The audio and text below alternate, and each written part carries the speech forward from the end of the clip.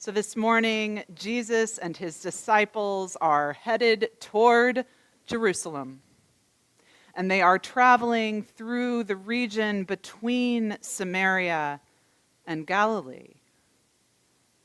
And they stop at a borderland place. And from this borderland place, 10 people living with a painful condition cry out, "Jesus, Master, have mercy on us." They keep their distance, maintaining the wall between differences, between sick and able. But Jesus, he walks right through that wall. Jesus heals right through that wall, and the wall crumbles. And for everyone witnessing, the truth is revealed that borders are holy places. It's the walls that are dangerous. Jesus sends the 10 on their way to see the priests. In other words, to the place of worship that had put up a wall between them and their community because of their illness. And then one of the 10 comes back to this borderland place. And the one who comes back is a Samaritan. Not of Jesus' own people, from the other side of the cultural and religious and national and historical wall. And this Samaritan falls down before Jesus and gives thanks. And Jesus wonders out loud where those other 9 are, noting that it is the, quote, foreigner who shows gratitude to God. It is the foreigner who returns to the borderland place. It is the foreigner who sees that place as not dangerous, but holy. The wall has crumbled, and he has allowed himself the imagination to see God's vision for us. And Jesus says to him, "Your faith has made you well." When we talk about having faith, I think it can sometimes have the ring of some kind of rote dogmatism.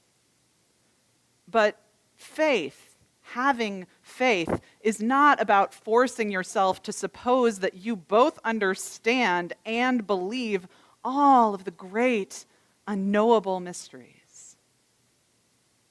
Faith is about allowing yourself the imagination to see God's vision for us amidst the great, unknowable mysteries. And when we not only see, but live according to that vision, that, I think, is called hope.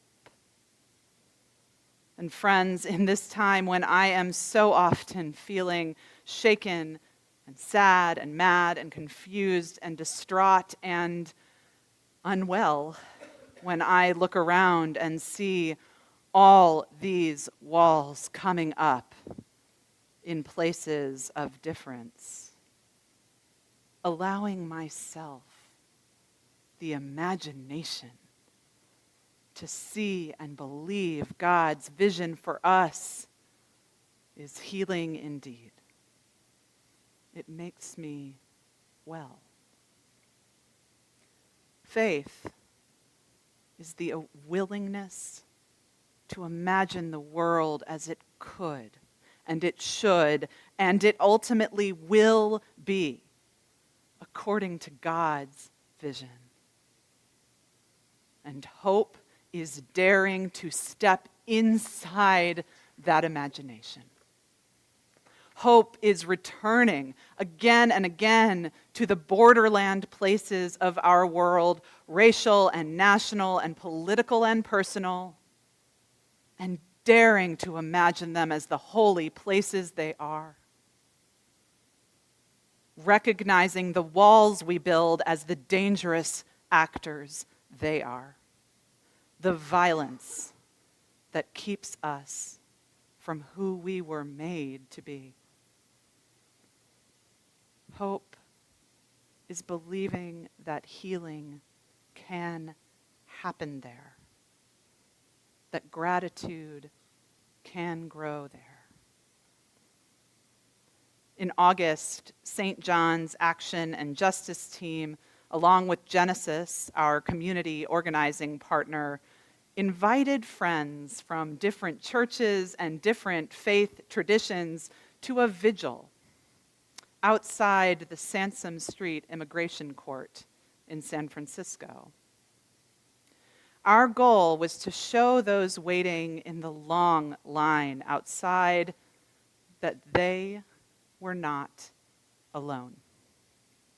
These people, individuals and families, were following the rules by showing up, but in doing so, exposing themselves to the danger of being detained by ICE agents.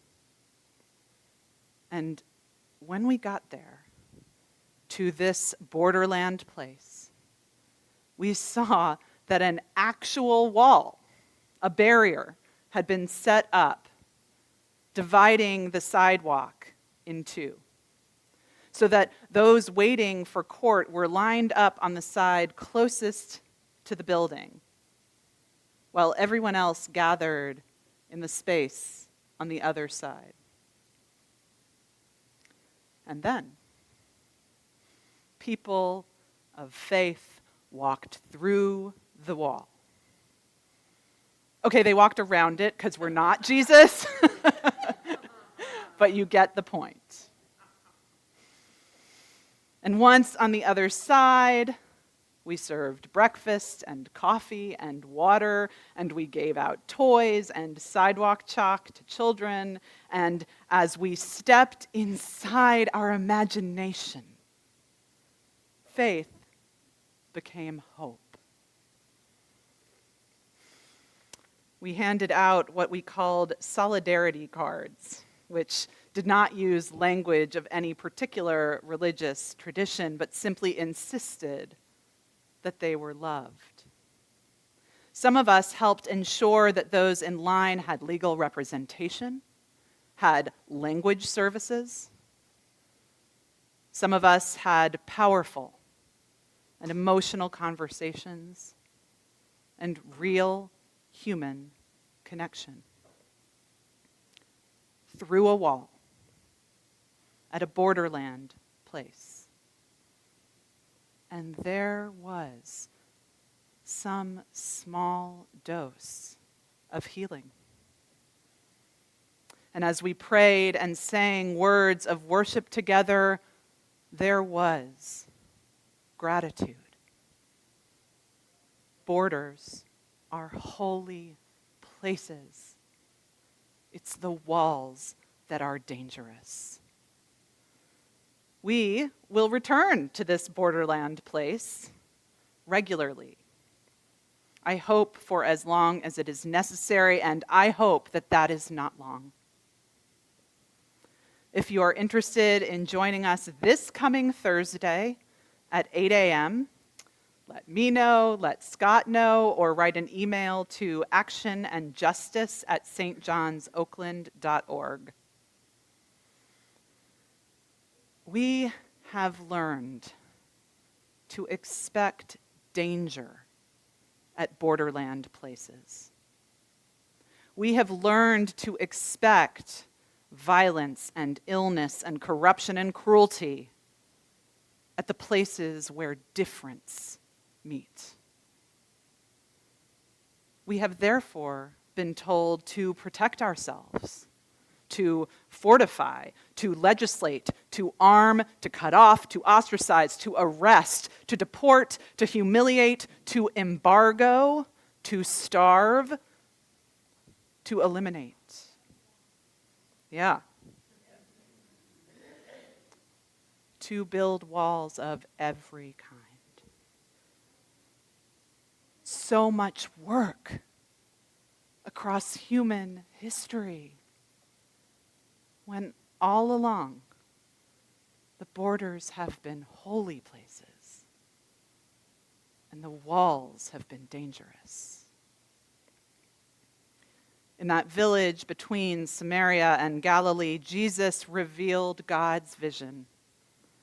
A world where relationship is restored, where all people are cared for, where the walls that divide us crumble, where difference is holy. We do not have to buy what so many are selling, the myth of the danger of difference. We do not have to stay on our side of any wall that's put up between us and other children of God. We can believe the truth of our own imagination. We can live in the hope of stepping inside of that imagination and right through those walls. Because when we do that, healing happens. Gratitude happens. The realm of God just begins to break in, right in the middle, right between us, at the borderland